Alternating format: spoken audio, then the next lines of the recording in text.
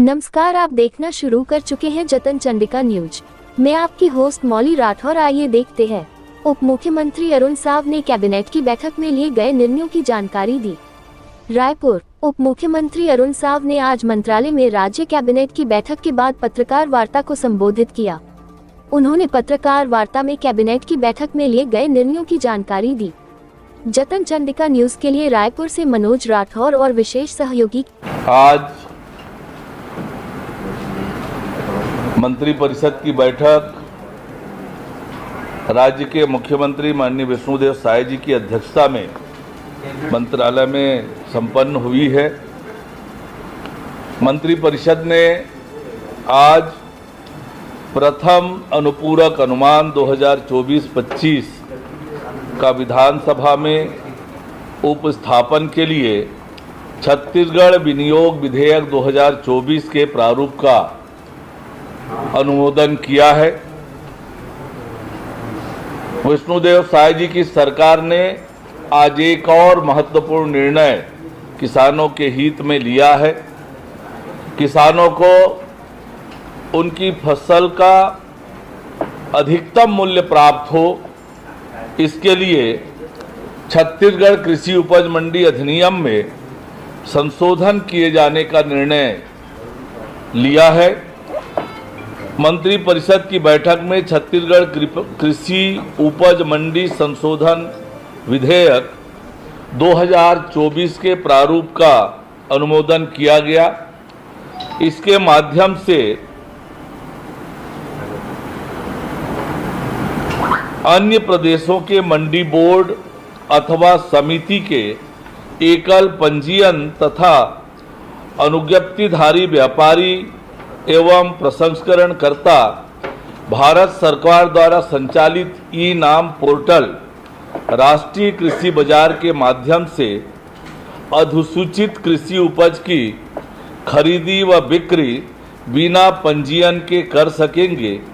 इससे छत्तीसगढ़ राज्य के किसानों और विक्रेताओं को अधिकतम मूल्य मिल पाएगा। संशोधन के प्रस्ताव के अनुसार मंडी फीस के स्थान पर अब मंडी फीस तथा कृषक कल्याण शुल्क शब्द जोड़ा जाना प्रस्तावित किया है। संशोधन प्रस्ताव के अनुसार कृषक कल्याणकारी गतिविधियों के लिए मंडी बोर्ड अपनी सकल वार्षिक आय की 10% राशि छत्तीसगढ़ राज्य कृषक कल्याण निधि में जमा करेगा और इस निधि का उपयोग नियमों में शामिल प्रयोजन के लिए किया जाएगा।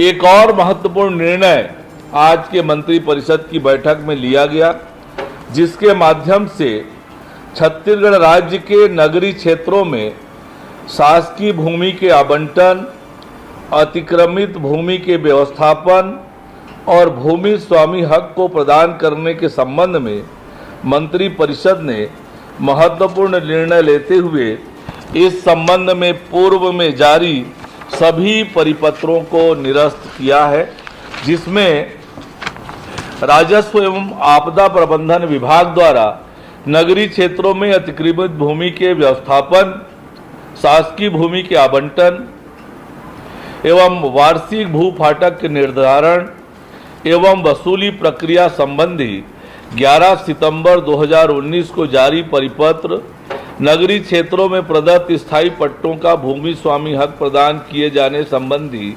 26 अक्टूबर 2019 को जारी परिपत्र, नजुल के स्थायी पट्टों की भूमि को भूमि स्वामी हक में परिवर्तित किए जाने के लिए 20 मई 2020 को जारी परिपत्र तथा नगरीय क्षेत्रों में शासकीय भूमि के आवंटन, अतिक्रमित भूमि के व्यवस्थापन और भूमि स्वामी हक प्रदान करने संबंधी जारी परिपत्र शामिल है।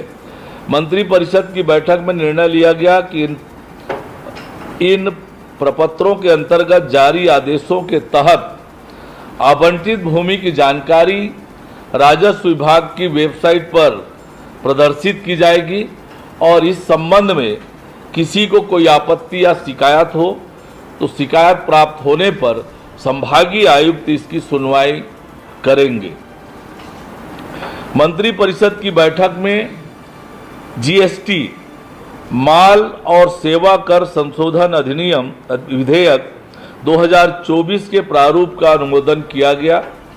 जीएसटी काउंसिल द्वारा इनपुट सर्विस डिस्ट्रीब्यूटर के संबंध में आगत कर प्रत्यक्ष लिए जाने के प्रावधान को युक्तियुक्त बनाने एवं पान मसाला, गुटखा इत्यादि के विनिर्माण में लगने वाले मशीनों के रजिस्ट्रीकरण के लिए अधिनियम में कुछ संशोधन करने का निर्णय लिया गया था।